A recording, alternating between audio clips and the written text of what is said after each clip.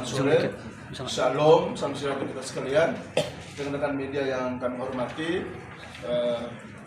Pak Sumoto, Mbak Sarah, dan teman-teman lawyer yang kami hormati dan kami banggakan. Terima kasih rekan-rekan media atas perkenaan waktunya bisa hadir di tempat yang baik ini dalam rangka kami sebagai penasihat hukum dan klien kami ingin menjelaskan dan mengklarifikasi beberapa hal terkait dengan pemberitaan yang sudah kita tonton bersama soal apa yang disampaikan oleh pihak sebelah. Dalam hal ini Bapak NT dan Ibu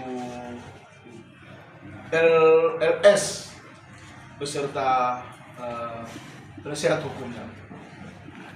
Sebetulnya di kesempatan yang baik ini kita agar tidak sampai terjadi hal-hal yang kemudian akan menjadi liar dan menjadi konsumsi publik terkait dengan apa yang diklaim dan apa yang dijudge kepada klien kami soal bagaimana awal mula sehingga terjadi kerjasama ini. Terus kemudian kenapa sampai kewajiban dari mereka lalaikan, karena itu juga sudah dijelaskan bahwa seolah-olah ada kesan dari pihak klien kami yang melakukan tindakan-tindakan yang tidak terpuji sehingga membuat mereka seolah takut dan tidak mau untuk melakukan itu semua. Sebetulnya itu semua adalah pemberitaan atau informasi yang bohong, informasi yang tidak dapat dipertanggungjawabkan, karena sesungguhnya apa yang kami jelaskan di teman-teman media beberapa waktu yang lalu itu semua dapat kami pertanggungjawabkan. Bahkan kami telah menyampaikan ini secara gamblang, lugas, terbuka, jujur, valid kepada penyidik Polda Metro Jaya. Oleh sebab itu, mungkin di kesempatan ini kami tidak banyak menyampaikan hal-hal yang terlalu menukik ke dalam dan substansial, karena ini sudah diserahkan kepada rekan-rekan penyidik di Polda, supaya rekan-rekan media juga tahu bahwa kami tidak pansos, kami tidak mencari popularitas, karena alhamdulillah selama ini kami juga sudah cukup populer. Klien kami pun juga demikian, tidak pansos. Buktinya apa? Buktinya kami lapor di tanggal 19 Juni, kami buat LPI. Tapi baru kemudian kami naikin di media itu di tanggal 13 Juli, 24 hari berselang waktu. Kalau kami mau berarti dari awal dong, ini sudah kami publis ke teman-teman media. Itu pun apa yang kami sampaikan beberapa waktu yang lalu, pada saat lagi sementara viral-viralnya ini pemberitaan, itu karena tanpa sengaja kami datang ke Polda Metro Jaya untuk berkoordinasi, dan teman-teman media yang kemudian melihat kami dan menanyakan apa tujuan kedatangan kami di Polda Metro Jaya. Saya kira teman-teman kan pasti semua tahu, dan kami tidak pernah mengundang teman-teman untuk dalam rangka menyampaikan beberapa pemberitaan itu, karena memang kami tidak ada rencana ke arah sana. Walaupun dalam somasi kami itu, kami telah mewanti-wanti dan memberikan peringatan bahwa bila mana mereka tidak punya itikat baik untuk duduk bersama menyelesaikan permasalahan ini, maka kami akan membuat LP dan menyebarluaskan ini ke berbagai media. Tetapi itu tidak kami lakukan. Nah, ini perlu kami luruskan supaya juga menjadi terang dan jelas, sehingga kabar-kabar yang terkait dengan kami mau pansos, bahkan ada yang menyinggung soal air mata buaya. Saya ingin menegaskan bahwa bagaimana perasaan kita kalau kita dizolimi dalam posisi seperti itu, kita mencari duit, bahwa mereka berhasil, seolah-olah mereka berhasil memperdaya klien kami. Saya kira ya kita punya hati nurani lah, jangan seperti itulah. Walaupun toh itu hobinya, itu adalah gaya mereka dengan kata-kata yang manis, yang membuai orang, membuat orang terlena. Ya, tapi jangan dari saat-saat seperti ini kemudian seolah-olah klien kami disudutkan, klien kami justru diremehkan, klien kami justru diolok-olok, seolah-olah yang tidak tahu apa-apa dan lain sebagainya. Saya kira di kesempatan inilah kami ingin mengklarifikasi itu semua sehingga menjadi jelas. Oh ya, sebelum saya lupa, di saat somasi pertama kami dan somasi kedua kami di tanggal 12, di tanggal berapa itu somasi pertama kami itu? Somasi pertama kali itu di tanggal 18, kemudian somasi kedua di tanggal 9 Mei, lalu kemudian di tanggal 17 Mei itu sebelah sana melayangkan ataupun menyampaikan gugatan PMH di Pengadilan Negeri Jakarta Selatan. Itu setelah kami somasi kedua. Itu artinya bahwa patut kita duga ada mereka ingin menggeser opini dan tanggung jawab yang tadinya masuk ke ranah pidana agar digeser masuk ke ranah perdata. Tapi saya kira kita juga sama-sama belajar, kita sama-sama tahu hukum, ya kita juga sama-sama pernah mempelajari soal logika hukum, soal psikologi hukum, sehingga tentu kita paham lah sebuah tindakan kejahatan itu berawal dari mana, apakah ada mensreanya atau tidak, dan ujungnya ada di mana. Ya tentu kita tidak cuma hanya menggali soal apa yang terjadi pada saat itu, tapi kita akan melihat ke belakang, meriwayat ke belakang dan kemudian ke depan. Kita menganalisa. Di kesempatan ini ada Pak Sunyoto sebagai pelapor dan ada Ibu Sarah sebagai salah satu saksi, karena beliau adalah istri daripada Pak Sunyoto yang setiap saat mentransfer uang yang cukup banyak dan berkomunikasi cukup intens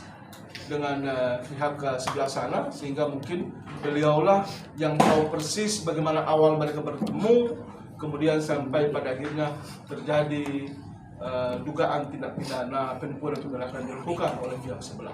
Oleh itu, Ibu Sarah, tolong disampaikan semuanya secara terbuka. Kata sebelah sana ada air mata buaya, ya kita berharap jangan lagi seperti itu. Tapi saya kira kebenaran lah yang ingin kita ungkapkan, ingin kita hadirkan sebagai bagian dari edukasi buat masyarakat agar jangan sampai ada yang kemudian terlilit persoalan seperti ini lagi untuk oknum yang sama di kemudian hari. Dengan besar waktu disilahkan. Oke, selamat siang semuanya. Siang. Saya sangat semangat sekali untuk ini. Kenapa? Karena harga diri betul-betul diinjak sekali oleh beliau. Saya yang tadinya penakut, orang Cibinong, punya store di Cibinong, dan kini tinggal di Karawang, luar biasa berani.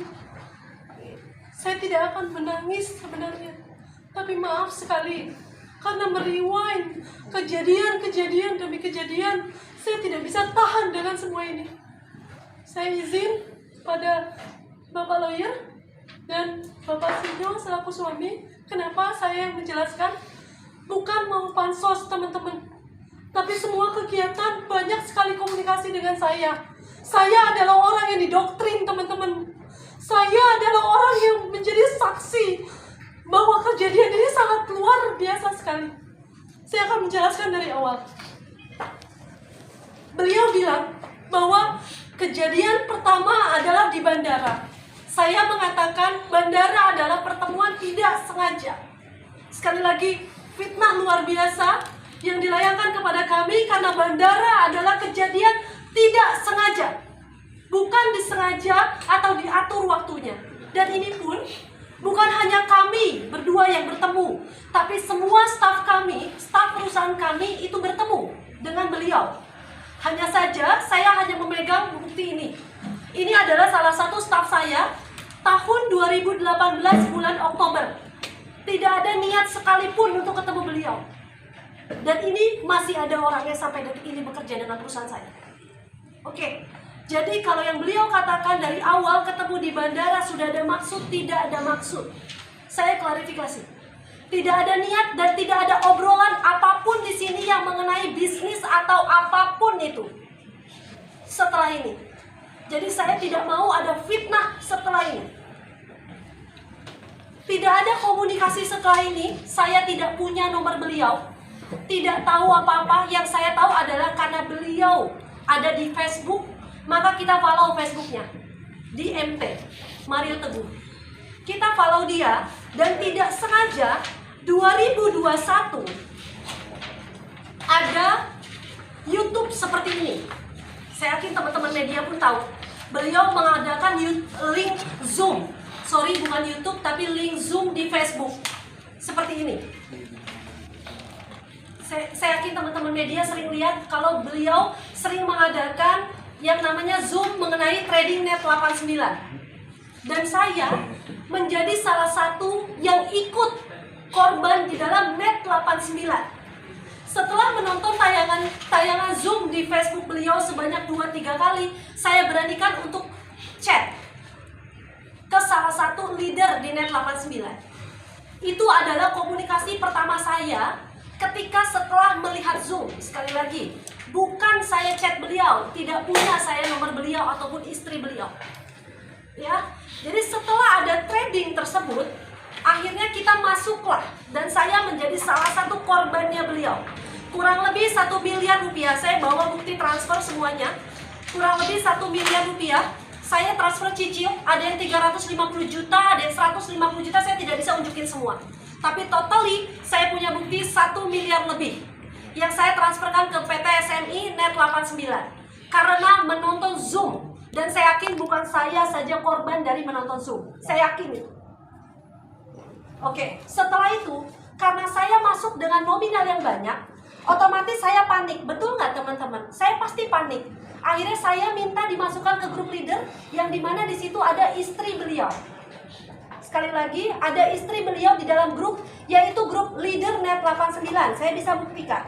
Tidak ada chat personal saya, tapi adalah grup.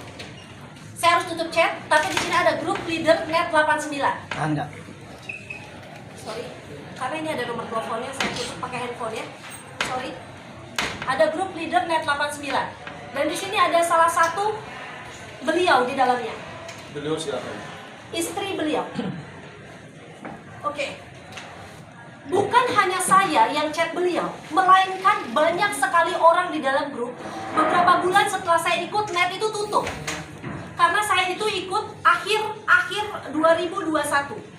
Jadi pada saat 2022, kalian mungkin semua tahu bahwa trading ditutup. Wajar dong saya panik, baru saya beberapa bulan ikut 1 miliar sudah masuk. Oke, akhirnya saya betul-betul chat di grup tersebut. Bacaannya seperti ini. Selamat pagi, bagaimana kabar WD? Progres perusahaan sudah sampai mana? Ada yang jawab, tunggu sampai 6-8 bulan disuruh sabar, bla bla dan sebagainya.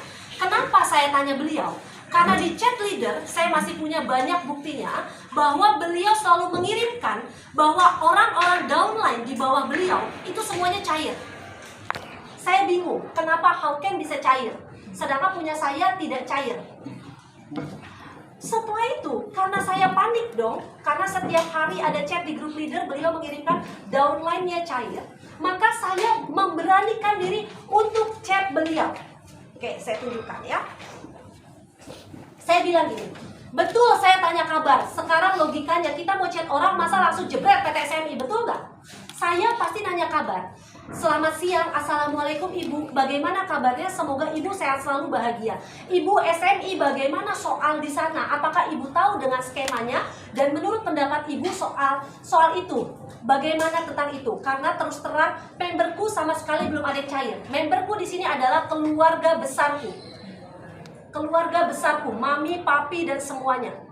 Saya tanya, jawabannya adalah selamat siang Bu Syarah, kita sama-sama menunggu. Oke, punya ibu belum cair juga berarti. Saya bilang gitu kan, punya ibu belum cair juga berarti. Saya belum WD sama sekali. Ya, saya belum WD sama sekali, artinya beliau punya akun di sana. Oke, baik ibu, aku trading hilang semua. Kenapa aku bilang hilang semua? Karena trading kita percaya bahwa ada sosok motivator di sana. Jadi kita pasti ikut trading. Oke.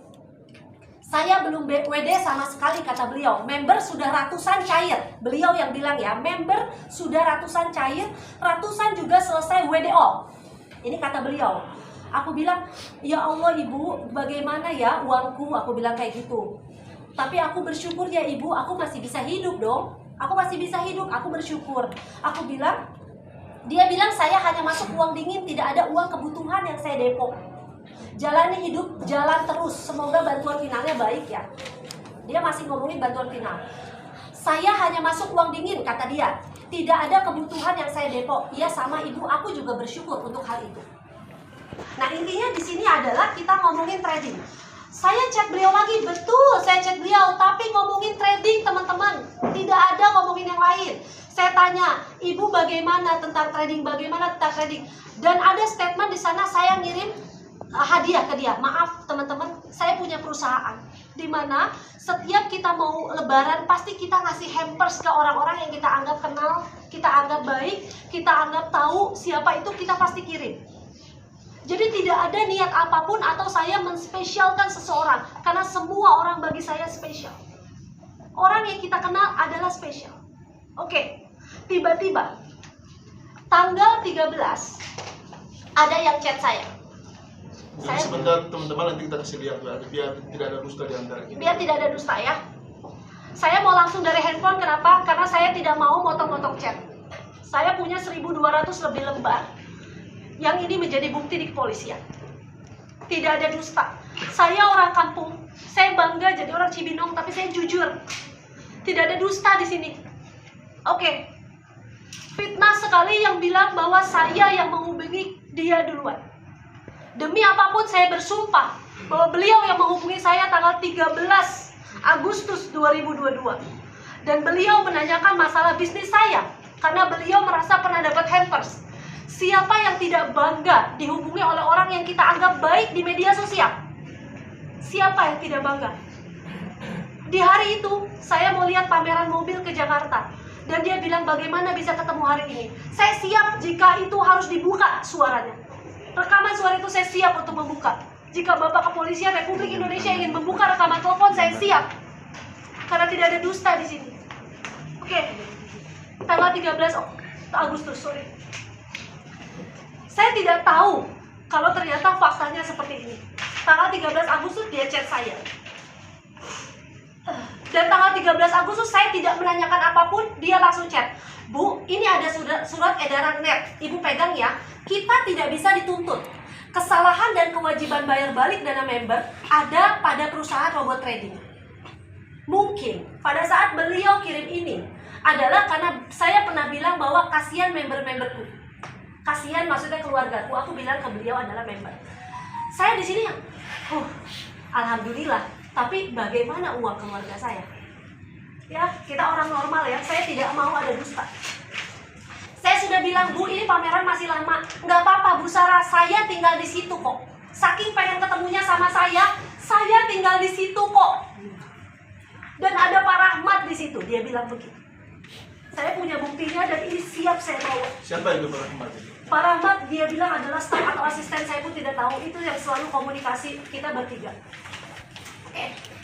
Jadi kalau dikatakan bahwa Pak Mario tidak ikut serta dalam tanggal 13, maka inilah foto tanggal 13. Oke. Dan saya bangga, meskipun saya orang kampung yang beliau hina, saya masih sanggup bayarin mereka makan. Jangan hina kampung halaman. Kita semua sama di mata Tuhan. Jangan hina kampung halaman. Di belakang ini adalah bukti pembayaran bill pada saat tanggal 13. Tanggal 15 Agustus. Pertemuan tanggal 15. Beliau meminta saya datang. Kalau beliau bilang, bagaimana beliau bilang, saya yang mendesak terus. Ada kalimat seperti ini. Statement beliau, kalau saya yang minta ya, tidak mungkin dia ngomong begini. Selamat malam Bu Syara, sampai ketemu besok ya jam 10. Ini adalah chat bukti saya punya. Oke ya. Tanggal 15 Agustus. Makanya saya chat bahwa Syara sudah OTW ya Bu. Karena dia chat itu tanggal 14 malam sampai ketemu besok. Maka tanggal 15 saya bilang Syara sudah OTW ya Bu. Oke, tanggal 15 Agustus. Dan beliau bilang bahwa kita baru hari itu ketemu Pak Mario. Saya punya chat Bapak Mario chat ke kita masalah domain. Bagaimana bisa orang yang belum mengerti tentang kerja sama kita mengirimkan domain ke Bapak Sunyoto. Ini ada buktinya, saya tidak bisa lampirkan karena ini adalah bukti kepolisian. Tanggal 15, yang kata beliau dia baru tahu karena istrinya yang bekerja sama. Ini belum kerja sama ya. Tanggal 15 beliau mengirimkan domain yang harus kita beli. Kemudian next, tanggal 15 juga beliau mengirimkan pointer. Aku bilang gitu, oke Bu, aku diskusi ya. Biar aku ngobrol aja nanti sama ibu. Tahu nggak dia jawab apa? Aku sih rencana Rabu mau ke Bandung. Apa Kamis mau sekalian lihat tempat di Bandung. Dia yang menawarkan untuk ke Bandung. Tidak pernah saya minta ke Bandung, teman-teman. Ini ada bukti chatnya, tolong jangan dibolak-balik.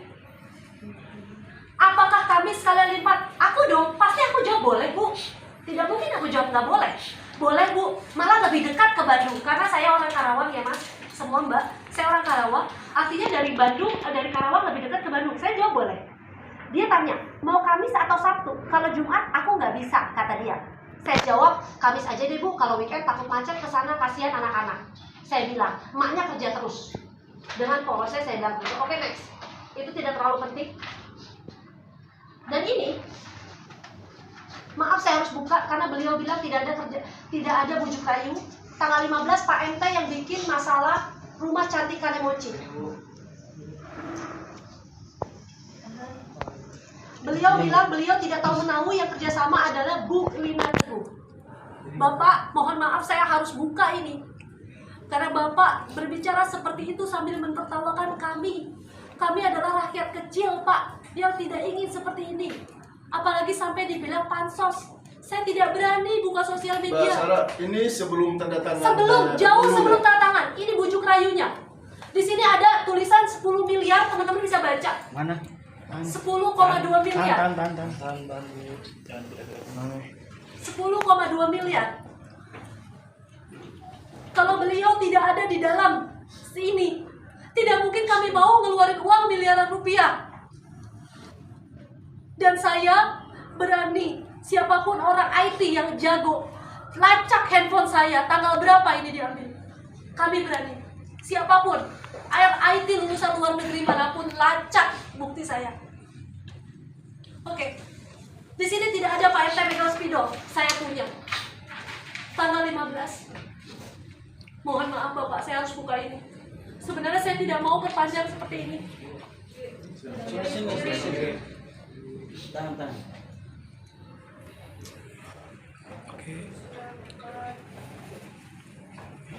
Tolong jangan menjelek-jelekan orang.